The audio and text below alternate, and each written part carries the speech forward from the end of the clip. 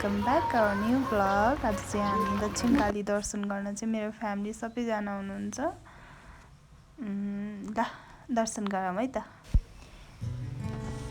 Hello आइङ्का।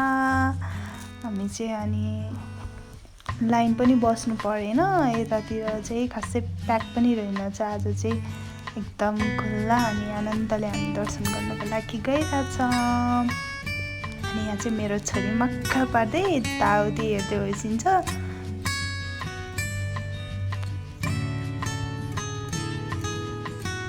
खासै आज त भिड पनि रहेनछ। अनि त्यसपछि हामी जाँदैछौँ, मन्दिर चाहिँ अति तल छ अनि लाइन पनि बस्नु परेन। अनि हामी आफ्नै सुटले गइरहेछौँ। अगाडि चाहिँ मेरो मम्मी, आमा अनि बहिनी र ड्याडी, अनि त्यसपछि छोरी मेरो आइका छोरो।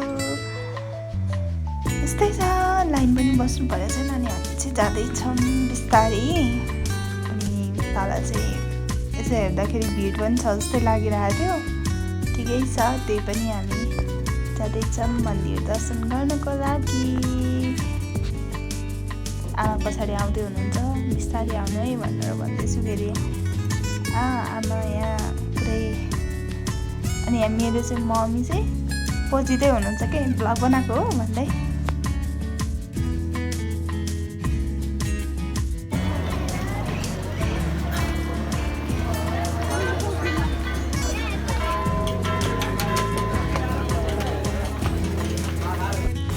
दक्षिणकाली माताले हामी सबैलाई रक्षा गरून् भन्दै हामीले दर्शन पनि गरिसक्यौँ।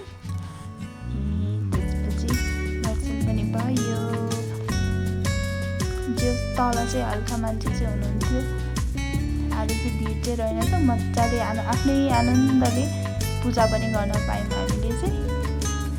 यहाँ मेरो छोरीले चाहिँ हल्का दुःख दिँदै होइसिन्थ्यो, निन्द्रा पनि लागिरहेको थियो उसलाई। पनि यताउति घन्टीको आवाजले चाहिँ उसलाई एकदम रमाइलो पनि भइरहेको थियो। अब चाहिँ हामी दर्शन पनि गरेर यहाँ मम्मीले चाहिँ फोटो खिच्देऊ न भन्दै हुनुहुन्छ। अनि यहाँ सबैजना अब चाहिँ लाग्नुपर्छ बाटो भन्दै हुनुहुन्छ।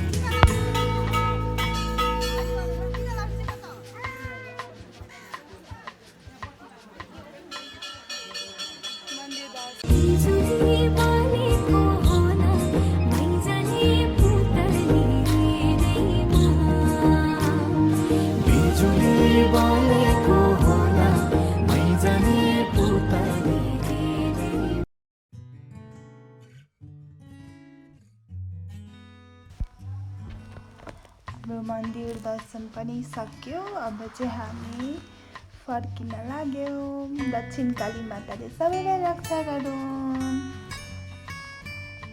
अब चाहिँ यहाँ फर्किन लागेको। अनि मम्मी चाहिँ ल जम्म हतार हुन्छ भन्दै हुनुहुन्छ। ल मन्दिर पनि दर्शन भयो। अब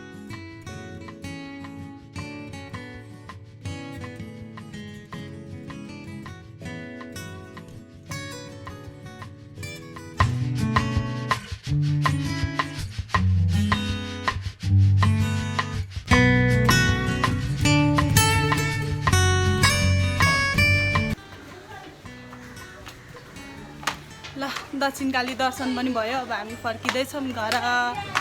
अब हामी फुपूको घर जान्छौँ अनि त्यसपछि भेटौँला।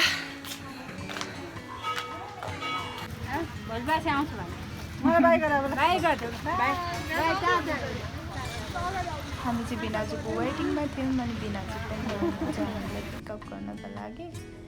अनि यहाँबाट चाहिँ हाम्रो दिदीको घर खासै टाढा छैन। अनि एकैछिनमा हामी घर पुग्छौँ। अनि एकछिन बस्छौँ। अनि खाना खाएर चाहिँ हामी फेरि घरतिर लाग्नुपर्ने हुन्छ।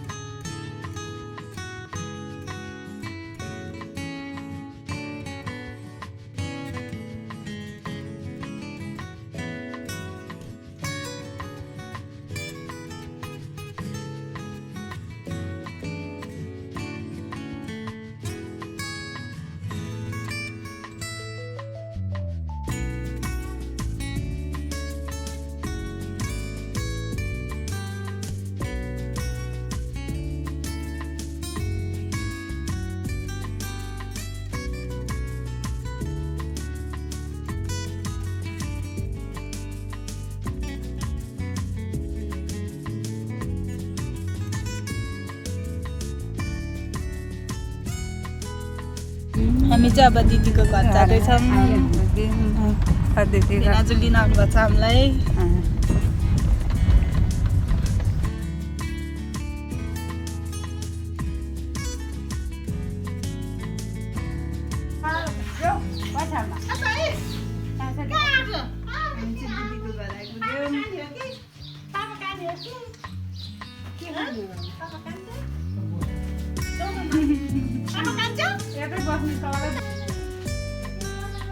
कसको घर आएको छोरी? पसलतिर त्यो पसलमा तपाईँ पसलको कसको घर आएको? आमा घर हो राखेको त्यो फालफुलहरू त्यहाँ राखेर लिन गएको।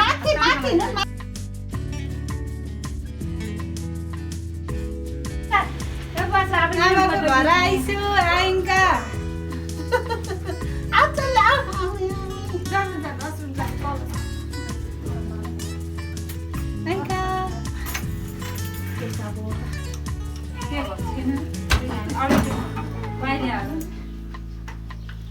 बल्ल खुसी भयो हिँड्न पाएर। ल हामी चाहिँ दिदीको घरबाट फर्किँदैछौँ। दिदीको घरबाट थोरै नजिक चाहिँ अलिकति हिँड्नुपर्ने मैले। यस्तो धेरै घाम थियो, यस्तो धेरै गर्मी थियो है। लास्टै गर्मी भएर के गर्नु, बहिनी चाहिँ पछाडिमा छाता ओढ्दै आइरहेको छ। अनि आमासँग पनि गफ गर्दै हिँडिरहेको छौँ। कस्तो लाग्दैछ आमा भनेर सोध्दै थिएँ म चाहिँ। अनि आमालाई खुसी लागेको छ, आज सबैजना मन्दिर दर्शन गर्न पायौँ, दिदीको घर आयौँ, छोरीको घर आयौँ भन्दै हुनुहुन्थ्यो। अनि ल हामी चाहिँ रमाउँदै बाटो हिँड्दैछौँ रे। यस्तै छ साथीहरू, कहिलेकाहीँ रमाइलो पनि गर्नुपर्छ। हामी चाहिँ धेरै पछि बाहिर निस्केको।